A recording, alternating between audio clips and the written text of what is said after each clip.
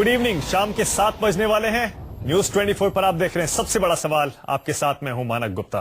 कल रात से दिल्ली की आम आदमी पार्टी की सरकार लगातार सुर्खियों में है। पहले मुख्यमंत्री केजरीवाल ने पेट्रोल और डीजल पर वैट बढ़ाकर जनता की जेब काटी, तो 20 घंटे के अंदर ही गरीबों के लिए 5 से 10 रुपए में भरपेट खाने का वादा भी कर दिया। केजरीवाल सरकार दिल्ली में जगह जगह आम आदमी कैंटीन खोलेगी, जहां 10 रुपए के अंदर बल्कि 5 से 10 के अंदर गरीब लोग अपने लिए थाली भर खाना खरीद सकेंगे। योजना सुनने में बहुत ही आकर्षक लगती है, इसमें कोई शक नहीं है, पर क्या बार बार केंद्र से कम पैसे मिलने की बात कहने वाली केजरीवाल सरकार इसे सही मायनों में अमली जामा पहना पाएगी? आज सुबह से ही आप जानते होंगे कांग्रेस और बीजेपी पेट्रोल डीजल पर बढ़े वैट के खिलाफ सड़कों पर उतर आए थे। कहीं ऐसा तो नहीं कि विरोधियों का मुंह बंद करने के लिए दिल्ली सरकार ने यह ऐलान किया है? ऐसा नहीं है कि सस्ती थाली से गरीबों का पेट भरने की यह देश में पहली स्कीम है। इस तरह की योजनाएं पहले से कुछ राज्यों में चल रही हैं, लेकिन आज दिल्ली में चर्चा यह है, कहीं दिल्ली में आम आदमी कैंटीन केजरीवाल विरोधियों को चित तो नहीं कर देगी? इसीलिए हमारा सबसे बड़ा सवाल यही है, 10 रुपए में गरीब का पेट कैसे भरेगी केजरीवाल सरकार? महंगे तेल पर किरकिरी से बचने का हथकंडा है क्या 10 रुपए की थाली? और क्या दिल्ली में सस्ता खाना केजरीवाल का मास्टर स्ट्रोक है? इसी पर होगी बहस, लेकिन पहले देखिए हमारी रिपोर्ट। महंगाई बढ़ाने में मजबूर कर रहे हैं। आपके पास सेल्फ ग्लोरिफिकेशन के लिए तो पैसा है, लेकिन दिल्ली की जनता के लिए आपके पास पैसा नहीं है। 30% इन्होंने वैट बढ़ा दिया है, ट्रांसपोर्ट इतना महंगा कर दिया। बाहर से आदमी सोचता है कि दिल्ली जैसे शहर में हम कैसे रहेंगे। ये राजधानी नहीं है, ये आम आदमी से और खास आदमी इन्होंने बना दिया है। केजरीवाल जी भूल गए हैं, इन्हीं सब्जी रेडी वालों के पास जाके इन्होंने वोट मांगा था, इन्हीं को भूल गए हैं। लगता है दिल्ली में पेट्रोल डीजल पर वैट के इजाफे के बाद जनता की नाराजगी की खबर केजरीवाल सरकार के कान तक पहुंच गई। इधर दिल्ली में पेट्रोल डीजल के दाम 2.5 रुपए तक बढ़े, तो आज केजरीवाल सरकार ने गरीबों के लिए 5 से 10 रुपए की थाली का ऐलान कर दिया। आम आदमी कैंटीन नाम है। इस पर हम लोग की कुछ संस्थाओं से बातचीत चल रही है। जैसे ही वो बातचीत किसी नतीजे पे पहुंचेगी आपको बता दिया जाएगा। जो दिल्ली में जनाहार में हुआ वैसा ये दोबारा नहीं रिपीट होगा। खाना सही मात्रा में मिले, क्वालिटी फूड मिले, न्यूट्रिशियस मिले, उसके लिए proper checks and balances, mechanisms और प्रोसेसेस तैयार किए जाएंगे। पेट्रोल डीजल की कीमतों में बढ़ोतरी के बाद किरकिरी झेल रही केजरीवाल सरकार के लिए गरीबों को 10 रुपए में खाने का ऐलान भले ही राहत देने वाला हो, लेकिन जिस हिसाब से केजरीवाल बजट को लेकर रोना रो चुके हैं, ऐसे में 10 रुपए में गरीब का पेट कैसे भरेगी केजरीवाल सरकार? जब सरकार बनी थी थोड़ी नर्वसनेस थी, कर पाएंगे नहीं कर पाएंगे, कितना कर पाएंगे, लोगों की उम्मीदें बहुत ज्यादा हैं। ये जनता जो ऊपर चढ़ाती है 5 साल में जूते भी मारती है, तो कहीं 5 साल, लेकिन आज कॉन्फिडेंस है कि 5 साल के अंदर 100% नहीं तो कम से कम 40-50% तो हम लोग पूरा कर लेंगे। दरअसल तमिलनाडु में जयललिता सरकार की अम्मा कैंटीन की नकल केजरीवाल सरकार ने दिल्ली में की है। दिल्ली डायलॉग कमीशन की सिफारिश पर केजरीवाल ने ये फैसला किया है, लेकिन असल सवाल ये है कि आम आदमी पार्टी की सरकार कैंटीन में 5-10 रुपए का खाना कैसे खिलाएगी? कहीं ऐसा तो नहीं देश की राजधानी में वोटों के लिए सस्ते निवाले का इंतजाम हो रहा है? इसीलिए सवाल ये, क्या महंगे तेल पर किरकिरी से बचने का हथकंडा है 10 रुपए की थाली? सवाल ये भी, क्या विरोधियों को चुप कराने के लिए दिल्ली में सस्ता खाने का ऐलान कर केजरीवाल ने मास्टर स्ट्रोक चल दिया है? Bureau report, news 24। जरा सोचिए, अगर वाकई दिल्ली में गरीब आदमी 5 से 10 रुपए में एक बार का भरपेट खाना खा पाएगा, कितना अच्छा हो जाएगा। राम राज्य क्या नहीं आना शुरू हो जाएगा दिल्ली में? बहस करने के लिए सबसे बड़ा सवाल में मेरे साथ आम आदमी पार्टी से आशीष खेतान, बीजेपी से संबित पात्रा और कांग्रेस से रागिनी नायक। यहाँ स्टूडियो में मेरे सहयोगी राजीव रंजन, जिन्होंने काफी अच्छी तरह स्टडी किया है इस स्कीम को, कल से जो वैट बढ़ा है उस पर हंगामे को काफी करीब से देखा है, और आम आदमी पार्टी ने अब तक कितने वादे पूरे किए, कितने बाकी हैं, उसको भी काफी करीब से राजीव ने देखा है। आशीष खेतान, पहला सवाल आप ही से। आशीष, जाहिर है अब जबकि आपने स्कीम का ऐलान कर दिया है तो सारी डिटेल्स आपने वर्कआउट कर ली होंगी, बहुत रिसर्च किया होगा, दिल्ली में कितने गरीब आदमी हैं, क्या वाकई उन सब के सबको आप 5 से 10 रुपए में खाना खिला पाएंगे? जरा थोड़ा डिटेल्स बताएंगे ताकि हम भी समझ पाएं, दिल्ली के लोग भी समझ पाएं, देश के लोग भी समझ पाएं कि आपने कितना काम किया है स्कीम पर। जी, तो दिल्ली में करीब करीब 650 जे क्लस्टर्स हैं, जिनको हम स्लम्स बोलते हैं, और वहाँ पर करीब 2.25 लाख परिवार रहते हैं। और इसके साथ ही दिल्ली में एक बहुत बड़ी संख्या है कंस्ट्रक्शन लेबरर्स की। जो हमारे पास रजिस्टर्ड कंस्ट्रक्शन लेबरर्स हैं उनकी संख्या है करीब 2,80,000, लेकिन हमारा अनुमान है करीब 10 से 15 लाख कंस्ट्रक्शन लेबरर्स हैं। और डेली वेजर्स हैं, स्मॉल ट्रेडर्स हैं जिनको हम रेडी पटरी वाले या छोटी छोटी दुकानें लगाने वाले लोग हैं।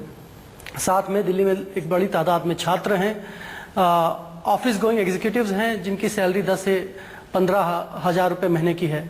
इन सभी लोगों को अगर आप देखिए कि ज़रूरत उनकी एक तरीके की ही होती है कि दिन में जब काम पर हैं तो ऐसा खाना मिल जाए जो न्यूट्रिशियस हो और हाइजीनिक हो, लेकिन कम से कम उनकी जेब ना कटे उनसे। ये व्यवस्था आज दिल्ली में नहीं है। दिल्ली देश की राजधानी है, मेट्रोपॉलिटन सिटी है, और आपके पास चॉइस या तो रहती है कि आप महंगा खाना खाएं अगर आपको साफ सुथरा और न्यूट्रिशियस खाना हो, या फिर सस्ता खाना लेकिन वो अनहाइजीनिक कंडीशंस पे बनाया जाता है और अनहाइजीनिक तरीके से। अच्छा, खर्चा कितना आएगा इस पे तो आशीष? इसको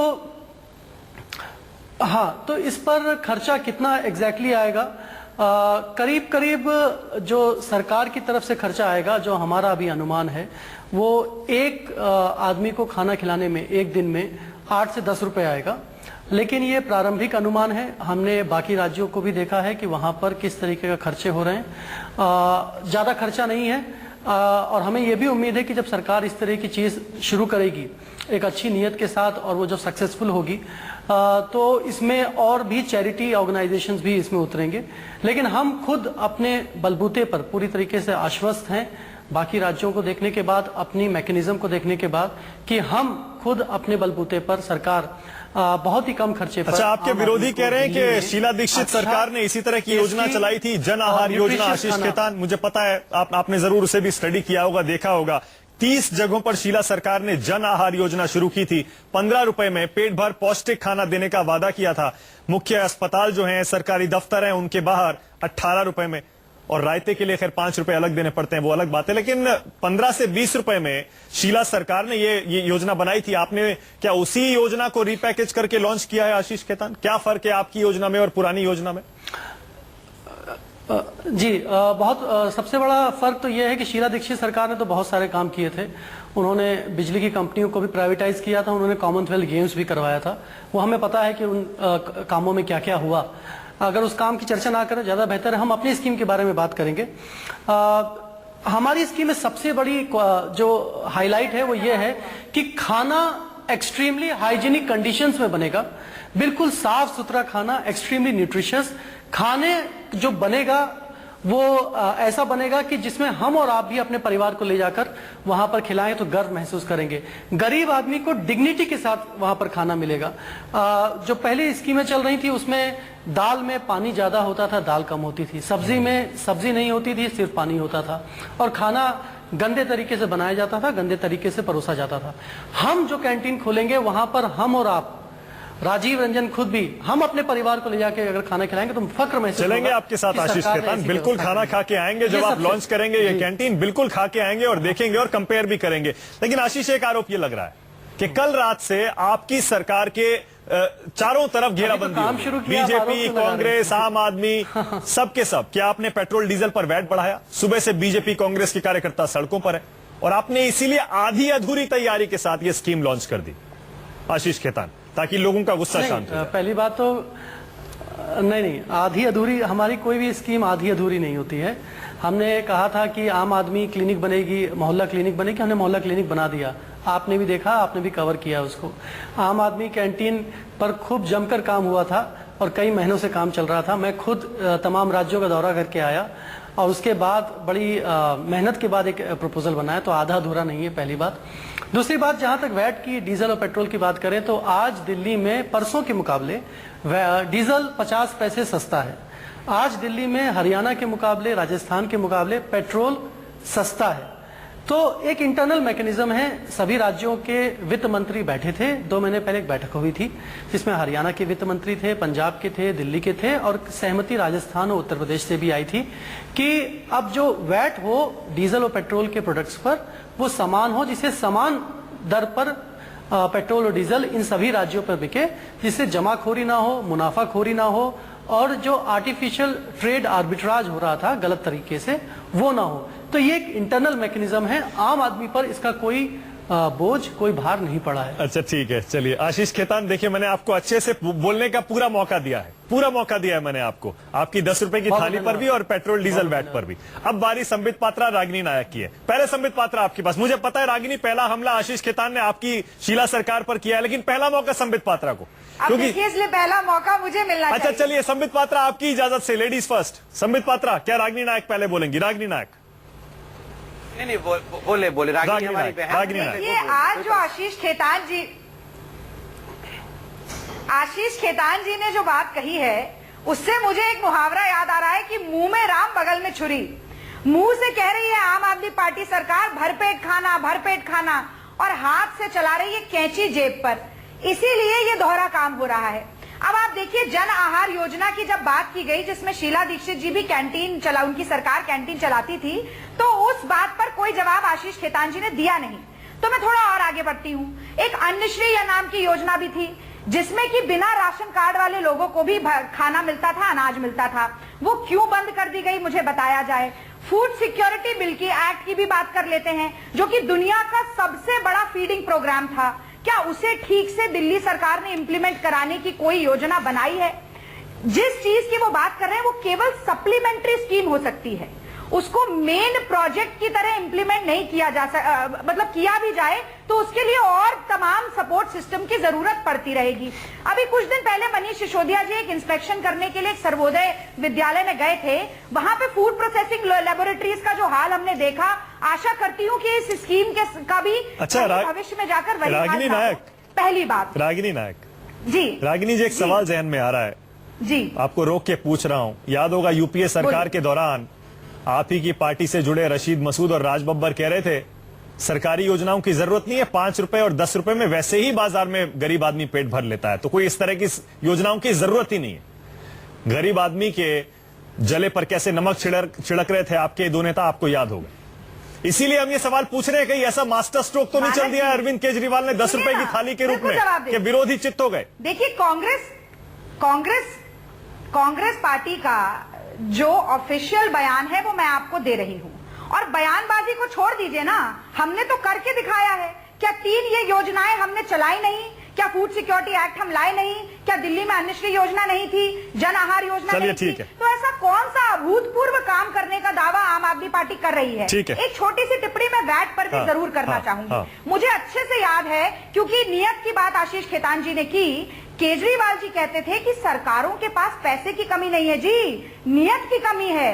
तो अब नियत में ऐसा क्या खोट आ गया कि आपको अपना दिल्ली डिक्लेरेशन में किया गया 41वां वादा याद नहीं आया, जिसमें आपने कहा था मिनिमम वैट रिजीम हम लाकर दिखाएंगे दिल्ली में, और आप कह रहे हैं कि एकरूपता लाने के लिए आप दिल्ली में वैट बढ़ा रहे हैं। अरे एकरूपता लाने के लिए तो जनता के हित में आपको बाकी प्रदेशों पर दबाव डालना चाहिए था कि वैट को कम करिए। ठीक है, बिल्कुल ठीक है। अंतरराष्ट्रीय बाजार में वैट जायज सवाल है। पेट्रोल और तेल में 34% की गिरावट आई है 1.5 साल। रागिनी नायक बिल्कुल जायज सवाल है, आशीष खेतान ने नोट कर लिया, जवाब देंगे। लेकिन पहले संबित पात्रा, ऐसा लग रहा है संबित पात्रा आपने जो कल से मोर्चा खोला है अरविंद केजरीवाल के खिलाफ, उसकी धार आज कुंद हो गई है। 10 रुपए में खाना खिलाने का वादा करके ऐसा मास्टर स्ट्रोक चल दिया है केजरीवाल ने कि आप चारों खाने चित्त हो गए। नहीं देखिए मानक जी, इनके सारे वादे सुनने में बड़े अच्छे लगते हैं, जब देखने के दिन आएंगे तब देखिएगा क्या दिखेगा उस समय। और ये जो डिबेट हम खाने के ऊपर कर रहे हैं ना, देखिए मैं उड़ीसा का निवासी हूँ, हम लोग के यहाँ पहले अन्न को प्रणाम किया जाता है, लक्ष्मी कह के। मैं पहले अन्न को प्रणाम करता हूँ और फिर कहता हूँ आज जो हम ये डिबेट कर रहे हैं ना 10 रुपए में भरपेट खाना, ये ठीक उसी प्रकार है। पेट भरने से पहले डकार लेना।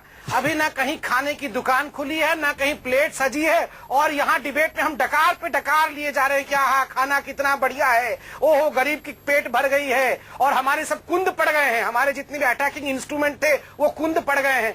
डकार लेने की कोई आवश्यकता नहीं है मानक जी। इतने इनके पास पैसे थे कि 5-5 रुपए में सबको खाना खिला सकते, तो ये वैट में पैसे बढ़ाने की क्या आवश्यकता थी? ये वैट ही छोड़ देते ना। ये जो 2-2 रुपए का नुकसान प्रति व्यक्ति का करवा रहे हैं, 3-3 रुपए का नुकसान प्रति व्यक्ति का करवा रहे हैं, यही छोड़ देते, इनको दुआएं मिलती, इनको ये सब करने की आवश्यकता ही नहीं पड़ती।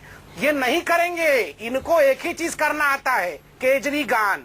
ये जो पैसे इकट्ठे होंगे वैट से जो पैसे इकट्ठे होंगे उससे केजरीगान होगा FM रेडियो में, और 5 वर्ष में कुछ नहीं होने वाला, मैं लिख के दे रहा हूं आपको, यही होने वाला है।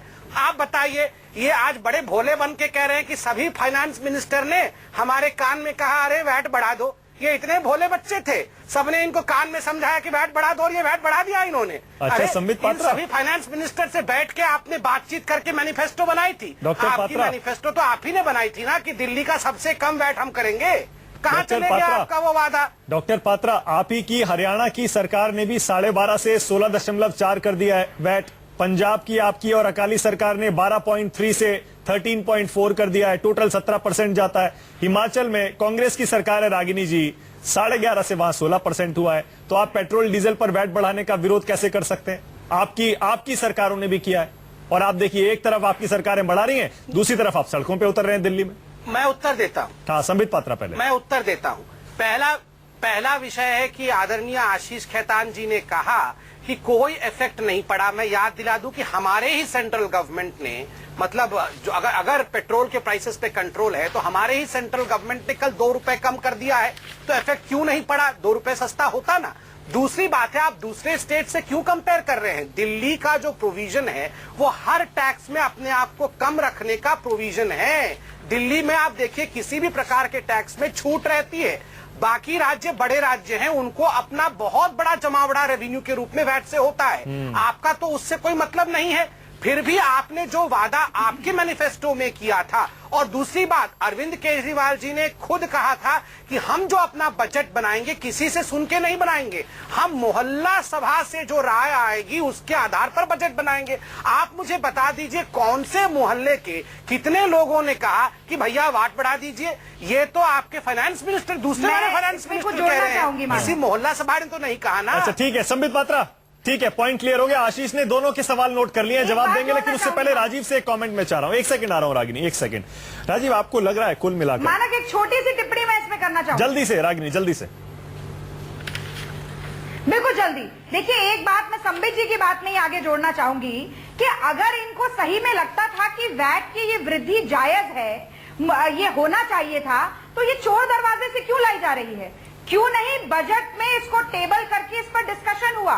क्यों नहीं जनता को ये बताया गया कि देखिए हम टैक्स बढ़ा रहे हैं? तब तो ये कहा गया कि हमारा देखिए कितना पॉपुलिस्ट और जनवादी बजट है, कोई टैक्स नहीं बढ़ाया गया है, केवल जनता की सुविधा के लिए हमने तमाम चीजों को 1.5 गुना किया है। नहीं, पॉइंट है, पॉइंट क्लियर है। बताएं हमें कि ये बैकडोर एंट्री क्यों हुई है?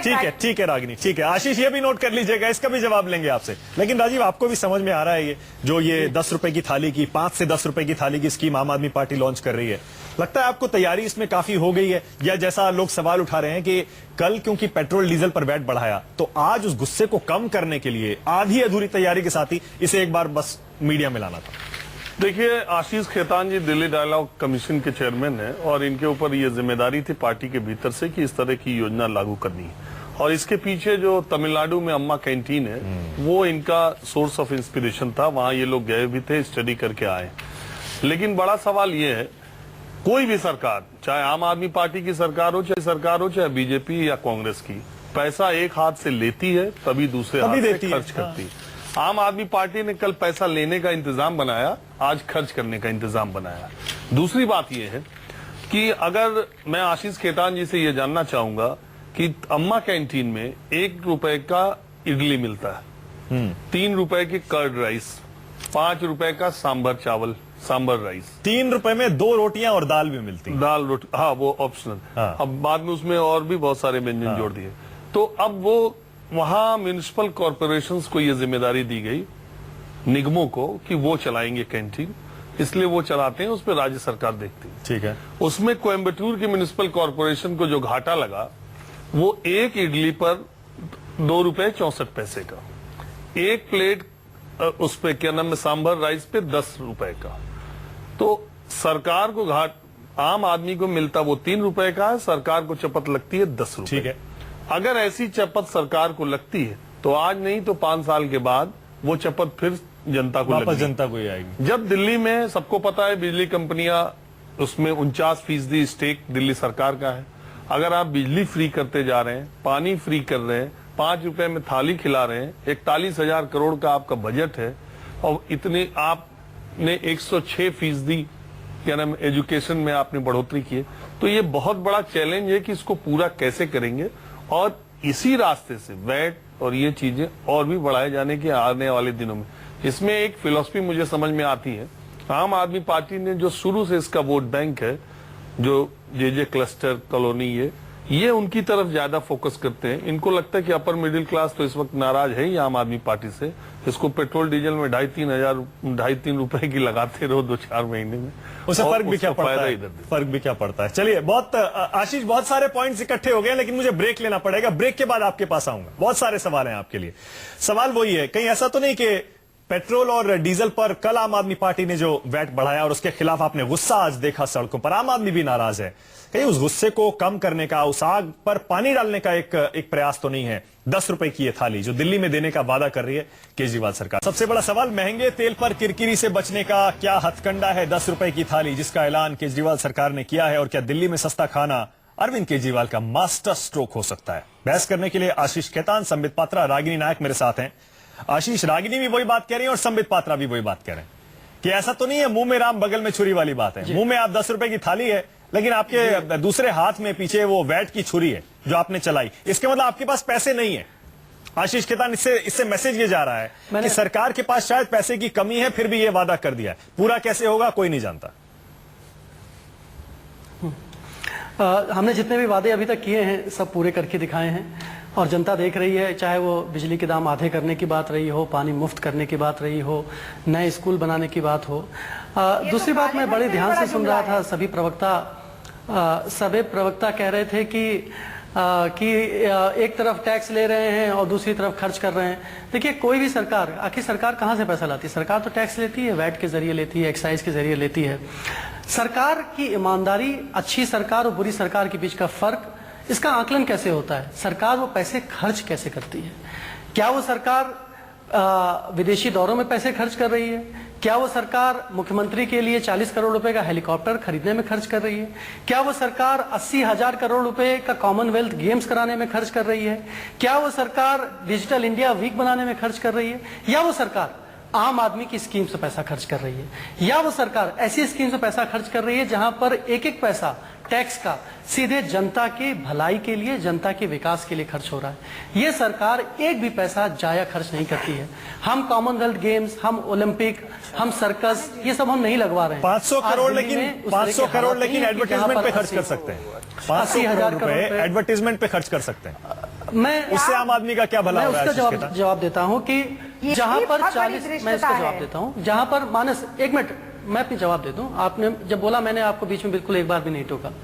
जहां पर 40,000 करोड़ रुपए, 42,000 करोड़ रुपए जनता के लिए खर्च होने हैं, उसमें बहुत सारी वेलफेयर स्कीम्स हैं, प्रो पुअर स्कीम्स हैं, विकास की योजनाएं हैं, ओल्ड एज पेंशन है।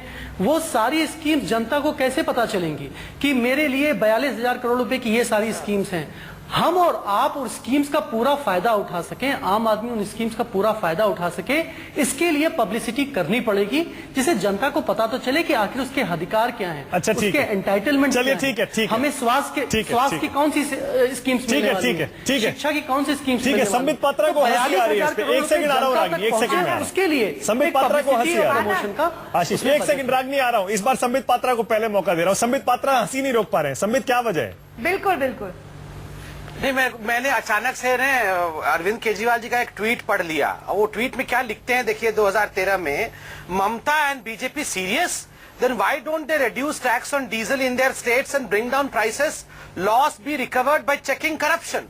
देखिए, आप एक YouTube में वीडियो देख सकते हैं। 2012 में अरविंद केजरीवाल जी कह रहे हैं कि अगर करप्शन को रोक दिया गया तो पेट्रोल पे से 33 रुपीज हम कम कर सकते हैं और डीजल से 16 रुपए कम कर सकते हैं। और आपने देखा होगा ये जो 526 करोड़ रुपए खर्च करके वेलफेयर स्कीम, ये खैर केजरीवाल वेलफेयर स्कीम है, ये जो वेलफेयर स्कीम टीवी पे आ रहा है उसमें बताया जा रहा है करप्शन पूरा निस्तनाबूत हो गया है, समाप्त हो गया है। अरे भाई, अगर करप्शन समाप्त हो गया तो पेट्रोल के प्राइस तो 33 रुपीज कम हो जाने चाहिए, केजरीवाल जी ने खुद कहा था, और डीजल के प्राइस 16 रुपए कम हो जाने चाहिए। कहां गया वो फॉर्मूला?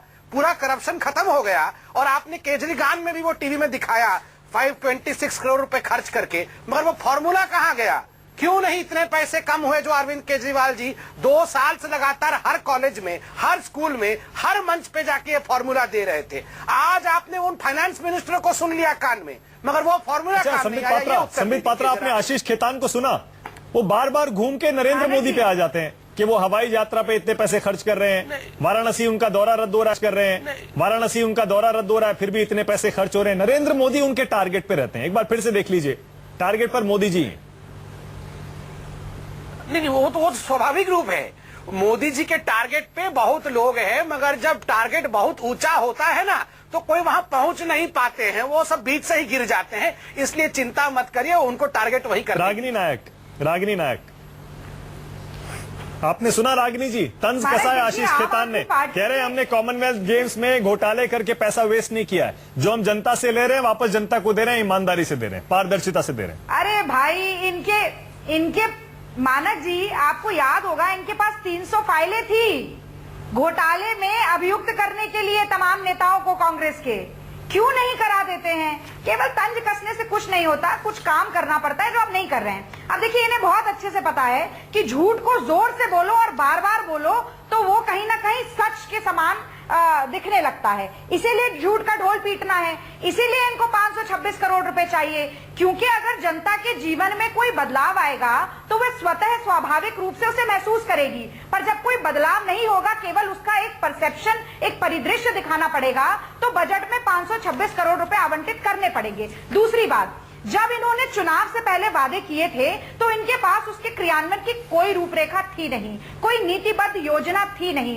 इसीलिए आज तमाम बिंदुओं पर ये विफल हो रहे हैं। आज जो आपने मुद्दा उठाया मानक, उसके ऊपर इनका क्या जवाब था कि कुछ रुपए प्रति प्लेट का आकलन हमने किया है, उसके बाद कुछ चैरिटेबल ऑर्गेनाइजेशन आएंगी और वो हमारी मदद कर देंगी। क्या इसके आधार पर आप इतनी बड़ी महत्वाकांक्षी योजना को सामने रख रहे हैं? क्या इसे मास्टर स्ट्रोक बता रहे हैं? आपको ये भी नहीं पता कि कुल जमा कितना पैसा आपका लगेगा और वो पैसा आप कहां से लेकर आएंगे। और दूसरी बात जो संबित पात्रा जी ने भी यहाँ पर रखी कि एक तरफ आप होर्डिंग लगाते हैं कि भ्रष्टाचार खत्म हो रहा है, दूसरी तरफ आप टैक्स बढ़ा रहे हैं। अरे भ्रष्टाचार खत्म होकर जो पैसा बचा वो कहाँ गया, आप ये क्यों नहीं बताते जनता को? मैं ये कहना चाहती हूँ कि अंतर्राष्ट्रीय बाजार में जब 34% की गिरावट तेल में आई है, तो भारतीय जनता पार्टी ने केंद्र में 4 बार एक्साइज ड्यूटी बढ़ाई, 90,000 करोड़ रुपए का जो मुनाफा हुआ था वो जेब में रख गया। वही दूसरी तरफ जो फिस्कल इम्बैलेंस ये क्रिएट करा है इन्होंने बजट में, उसको बराबर करने के लिए रागिनी ठीक है, रागिनी तेल के दाम बढ़ाने और तेल से सरकार का खजाना भरने का आरोप हर सरकार पर लगता है और लगेगा, क्योंकि सरकार वहीं से अपना टैक्स कलेक्शन बढ़ाती है और उसके बाद वो जनता पर खर्च करती है। लेकिन आप दोनों को एक साथ बोलता देखकर बड़ा अच्छा लगता है, संबित पात्रा और रागिनी नायक, जब दोनों बीजेपी, कांग्रेस, आम आदमी पार्टी के खिलाफ एकजुट हो जाते हैं, बड़ा अच्छा लगता है। एक सेकंड में आ रहा हूं आपके पास। राजीव, सवाल ये भी है, मैं पूरे आंकड़े देख रहा हूं। भारतीय जनता पार्टी पे भी आरोप लगाया मानो। अच्छा ठीक है, ठीक, मैंने भाजपा पे भी लगाया, आपने सुना? ठीक है, मैंने सुना, बिल्कुल सुना। राजीव, आम आदमी पार्टी कह रही है मेरा बाकी है, मेरा कांग्रेस पे लगाना बाकी है। अच्छा ठीक है, इलेक्शन मैनिफेस्टो में वादा किया था आम आदमी पार्टी ने कि हम वैट को देश में लोएस्ट रिजीम में रखेंगे, और वो कह रहे हैं अभी भी लोएस्ट ही है। मैं आंकड़े देख रहा था, बात तो बिल्कुल सही है। अभी तक महाराष्ट्र में 26% वैट है, गुजरात में 25% है, मध्य प्रदेश में 31% है, हरियाणा में 25 है, पेट्रोल की बात कर रहा हूं, राजस्थान में 30 है। तो अभी तक जो लोएस्ट है उन्हीं में काउंट करता है दिल्ली।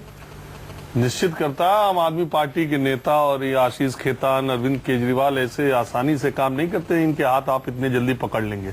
पूरी तैयारी के साथ इन्होंने किया है और हरियाणा पंजाब से बात करके किया है, उन्होंने भी बढ़ा दिया। अभी ये बहस शुरू हुई है, उससे पहले ही अभी जो संबित पात्रा जी कह रहे थे, हरियाणा बीजेपी की सरकार ने भी बढ़ा दिया वैट। दूसरी बात ये, मैं बार बार ये कह रहा हूँ कि तमिलनाडु की जो अम्मा कैंटीन है, उससे इन्होंने प्रेरणा ली।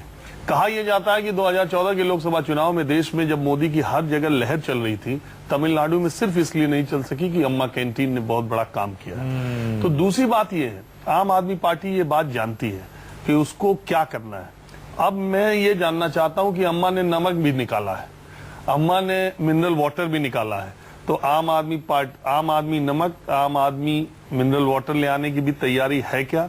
दूसरी बात ये है, जो सबसे ज्यादा मैं इस बात की तारीफ करता हूं आम आदमी पार्टी के लिए कि 5 रुपए 10 रुपए के खाने के लिए उन्होंने सोचा। दिल्ली में एक बहुत बड़ी जनता है जिसको अच्छा खाना इस पैसे में नहीं मिल पा रहा है। और अगर देखिए बड़े बड़े अर्थशास्त्रियों ने भी जब अम्मा की कैंटीन पर सवाल उठाए गए थे तो अमर्त्य सेन ने अपनी किताब जो इंडिया एंड इट्स कॉन्ट्रडिक्शंस है उसमें लिखा है कि बहुत अच्छा कदम है और सरकार का पहला कदम यही होना चाहिए कि गरीब तबके के लोगों।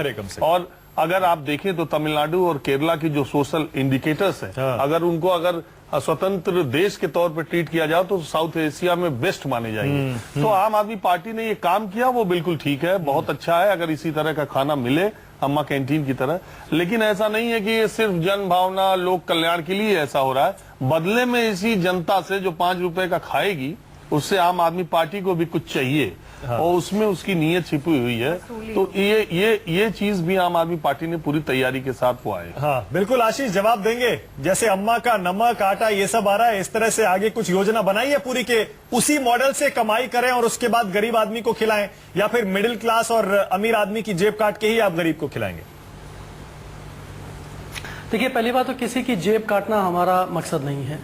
और ये बार बार जो वैट की बात हो रही है, अगर आप आज ये देख लें कि अगर हम वैट पेट्रोल और डीजल पर हरियाणा के मुकाबले या राजस्थान के मुकाबले या यूपी के मुकाबले कम कर देंगे, इसमें दिल्ली की जनता का, आपका और हमारा बहुत बड़ा नुकसान होगा। क्योंकि फिर आदमी पेट्रोल और डीजल भराने नोएडा जाएगा, गाजियाबाद जाएगा, फरीदाबाद जाएगा, दिल्ली में नहीं भराएगा।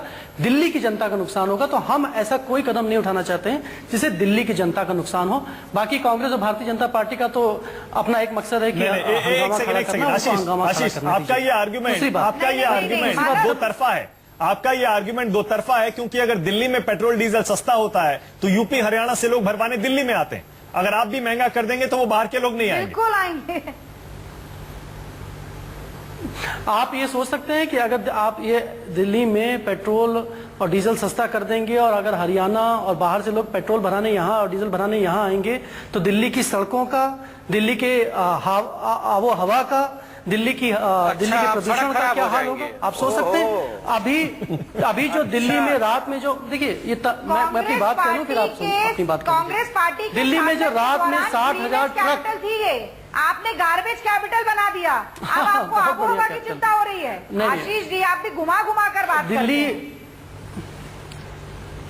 दिल्ली कितनी बढ़िया देश की राजधानी थी और आपने कांग्रेस पार्टी राहुल जी का आया हुआ है पता हो।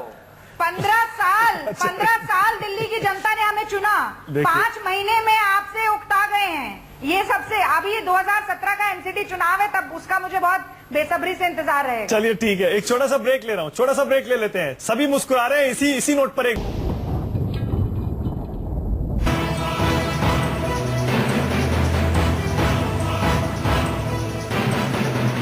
अब हम पहुंच गए हैं सबसे बड़ा सवाल के आखिरी पड़ाव पर। आज का सबसे बड़ा सवाल यही है, 10 रुपए में गरीब का पेट आखिर कैसे भरेगी केजरीवाल सरकार? आशीष खेतान, आपने मॉडल ठीक से नहीं समझाया अभी भी कि पैसा कैसे आएगा, लेकिन फिर भी आपने इतना स्टडी, इतनी प्लानिंग कर ली है, तो पहली 10 रुपए की थाली दिल्ली में गरीब आदमी के हाथ में कब आएगी, ये तो बता सकते हैं? कुछ पिक्चर क्लियर है?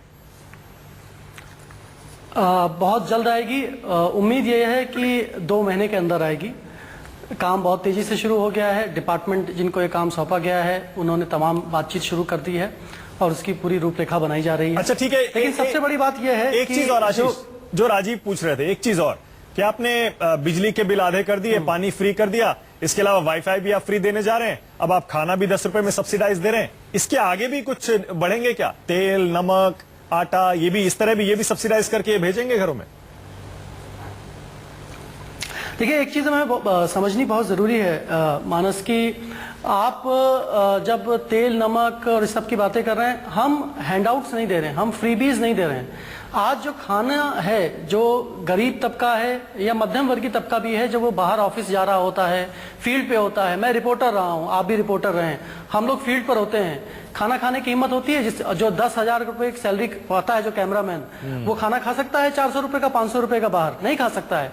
आज आप दिल्ली में काम करने वाले, चाहे वो रेडी पटरी का काम करने वाला हो, रिक्शा चलाने वाला हो, ठीक है आशीष, न्यूज चैनल ठीक है आशीष, पॉइंट क्लियर है आपका। समय मेरे पास बात पूरी कर दो, 1 मिनट बात पूरी कर दो। उसकी जल्दी से। प्रोडक्टिविटी बढ़ा देंगे हम। हाँ। उसकी प्रोडक्टिविटी बढ़ा देंगे हम। अच्छा, ठीक है। और जब उसकी आम आदमी की प्रोडक्टिविटी बढ़ेगी तो उसकी इकोनॉमी, हम देश की इकोनॉमी अच्छी करेंगे, दिल्ली की इकोनॉमी अच्छी करेंगे। ठीक है, ये ठीक कोई है। फ्री भी नहीं है। ठीक है। हम जनता के हाथ मजबूत कर रहे हैं। उसका ठीक। पेट जब भरेगा तो वो काम ठीक है, करेगा, ठीक है। काम संबित करेगा तो पात्रा, देश की तरक्की ठीक है। होगी। संबित पात्रा 2 महीने में वो कह रहे हैं कि हम थालियां देना शुरू कर देंगे 10 रुपए में। ऐसा लग रहा है आपके पास कोई जवाब नहीं है अभी तक, आप उसको कंडेम भी नहीं कर पा रहे हैं ठीक से। कदम ही ऐसा है ये।